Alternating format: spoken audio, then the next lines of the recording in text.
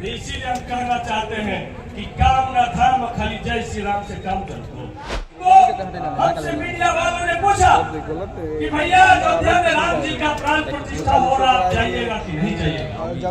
तो हमने कहा मीडिया भैया आपसे मालूम चला कि अभी तक राम जी में प्राण नहीं था, 22 तारीख को डाला। तो राम जी यही न पूछेंगे कि आपकी पत्नी कहाँ गई? होगा ना यहाँ से जो हम तो जंगल में सीता के साथ गए थे, आप पत्नी के छोड़ करके गुजरात से दिल्ली कैसे चला? ये थे नहीं पूछेंगे कि नहीं पूछेंगे? उसके बाद पूछेंगे कि बताइए कि मणिपुर की हमारी बहनों का क्या हुआ? एक सीता के लिए तो हमने लड़ाई कर दिया था, आपने हजारों हमारी माँ बहनों को जो मणिपुर में नंगा घुमाएगा उनके लिए क्या?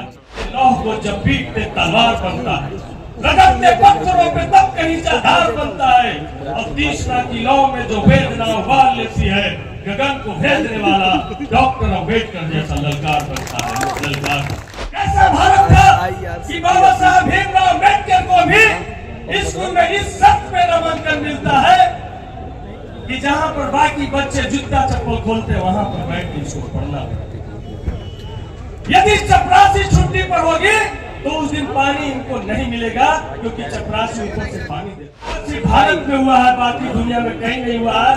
तो ब्रह्मा जी को नोबेल पुरस्कार मिलना चाहिए, मिलना चाहिए कि नहीं मिलना चाहिए? 4 जगह से इंसान को पैदा कर दिया, इसका मतलब है कि आपके पैदाइश में ही फर्क कर दिया गया, तो आप बराबर नहीं हो सकते।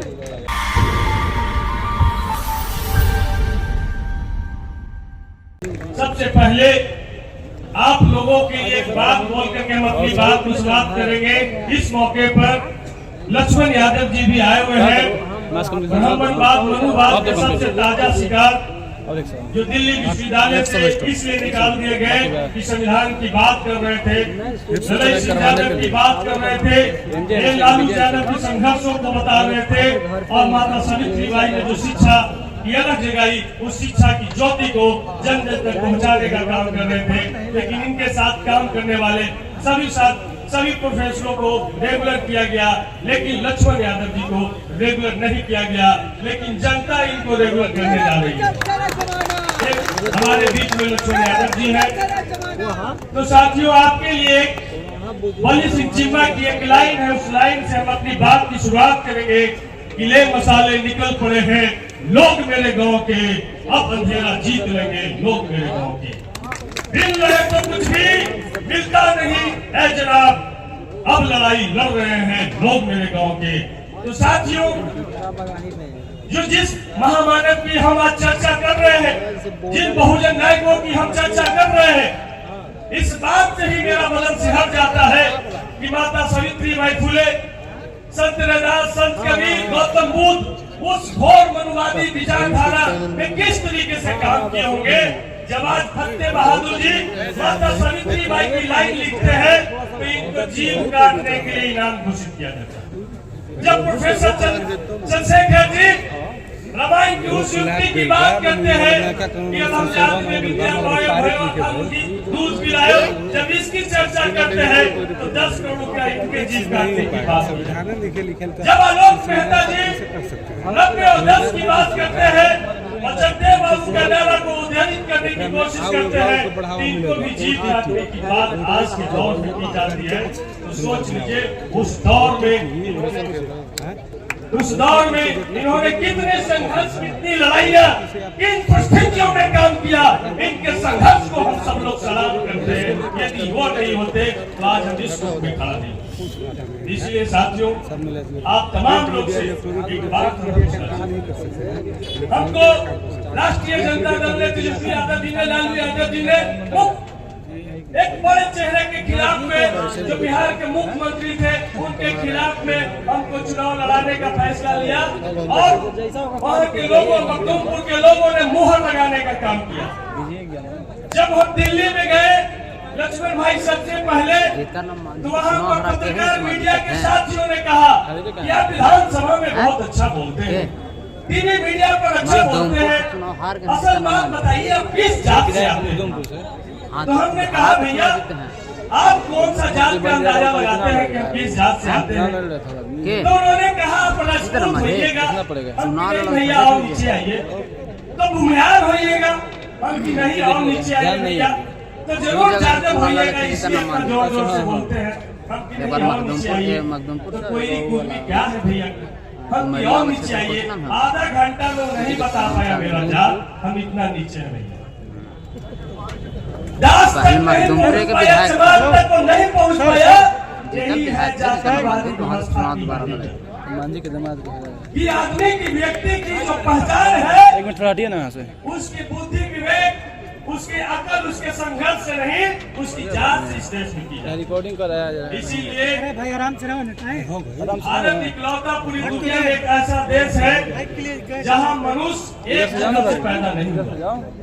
इस ब्राह्मणवादियों ने एक जगह से हम लोगों को पैदा नहीं किया, ब्रह्मा के मुख से ब्राह्मण पैदा लिया, छाती से क्षत्रिय पैदा लिया, कमर से वैश्य पैदा लिया, और भारत का 90% आबाद शूद्र पैर से पैदा।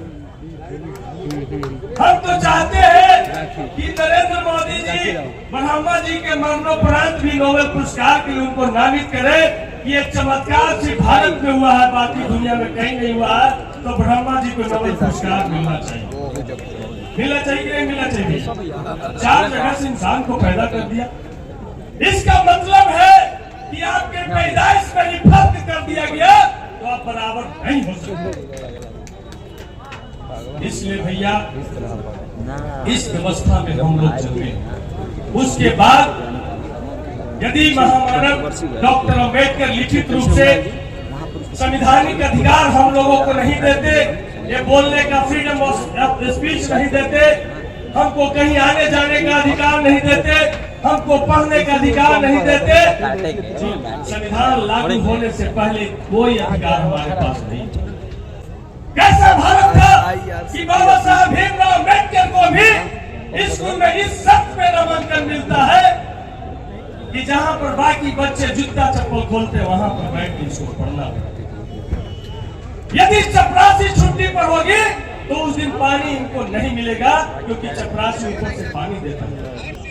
कैसी एक घृणित वातावरण में डॉक्टर अंबेडकर को पढ़ने का मौका मिला, और डॉक्टर अंबेडकर जब पढ़े तो खूब पढ़े, और डॉक्टर अंबेडकर जिन तृष्णाओं को झेल करके यहाँ तक हम लोगों को पहुँचाया, तो डॉक्टर अंबेडकर के लिए तो एक ही लाइन कर सकते हैं कि तपाते लौह को जब पीटते तलवार बनता है, रगड़ते पत्थरों पे तब कहीं आधार बनता है, और तीसरा की लौ में जो वेदना उबाल लेती है, गगन को भेजने वाला डॉक्टर अंबेडकर जैसा ललकार बनता है, ललकार पीड़ा से निकाल करके हमको आज इस दुख में कि हम विधायकी में जा रहे हैं, तमाम जगह पे जा रहे हैं, लेकिन आज भी जिनकी हम बात कर रहे हैं, राष्ट्रमाता सावित्रीबाई फुले, उनके जाति से आने वाली हमारी जो बहनें हैं, आज उनके हाथ में गांव में भोला को झाल खा दिया गया।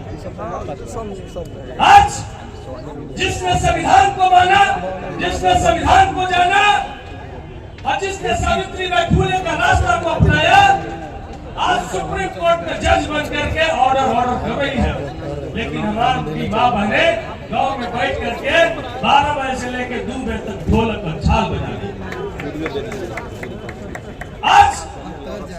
आज हमारी बहनें जो संविधान में विश्वास रखती है, जो शिक्षा में विश्वास रखती है, जो पाखंडवाद को लात मारा है, वो एसपी डीएम तमाम जगह बंद करके देश को चलाने का काम कर रही है, लेकिन हमारी माँ बहनों को हाथ में ढोलक और छाल। इसीलिए भैया हम तमाम लोग आज यहाँ पर आए हैं, बड़े बड़े विद्वान साथी यहाँ पर आए हैं, हम सब उन लोगों की बात सुनेंगे, लेकिन एक बात की चर्चा पूरे देश में जोर शोर से कराई जाए कि 22 तारीख को अयोध्या में कोई बड़ी घटना होने जा रही है। 22 तारीख को हमसे मीडिया वालों ने पूछा कि भैया अयोध्या में राम जी का प्राण प्रतिष्ठा हो रहा, आप जाइएगा कि नहीं जाइएगा? तो हमने कहा मीडिया भैया, आपसे मालूम चला कि अभी तक राम जी में प्राण नहीं था, 22 तारीख को मतलब कि अभी तक झूठी कहानी प्रचारित की जा रही थी। असल तो प्राण 22 तारीख को आएगा, और जब 22 तारीख को राम जी का प्राण आएगा, सामने मोदी जी बैठे होंगे, तो मोदी जी से तो राम जी यही न पूछेंगे कि आपकी पत्नी कहाँ गई। डिप होगा ना, तो यहाँ से जो हम तो जंगल में सीता के साथ गए थे, आप पत्नी के छोड़ करके गुजरात से दिल्ली कैसे चला? ये थे नहीं, पूछेंगे कि नहीं पूछेंगे भैया? उसके बाद पूछेंगे कि बताइए कि मणिपुर की हमारी बहनों का क्या हुआ?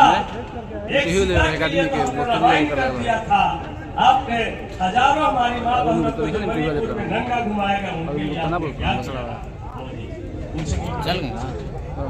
इन तमाम सवालों से भटकाने के लिए जिन्होंने देश का राम नाम सब कर दिया, और राम के रास्ते पर देश को ले जाना, जिन्होंने रेलवे का राम नाम सब कर दिया, अब राम के रास्ते पर ले जाना चाहते, जिसने महिला के इज्जत सम्मान का राम नाम सब कर दिया, अब राम के रास्ते पर ले जाना चाहते हैं। इसीलिए हम कहना चाहते हैं कि काम न धाम, खाली जय श्री राम से काम करो। जो रोजगार देने की बात था, आपने रोजगार नहीं दिया। किसानों का उनका फसल का दाम दुगना करना था 2022 में, लेकिन लागत आपने दुगना किया, उनका इनकम को दुगना आपने नहीं किया, और आप ठगने चले।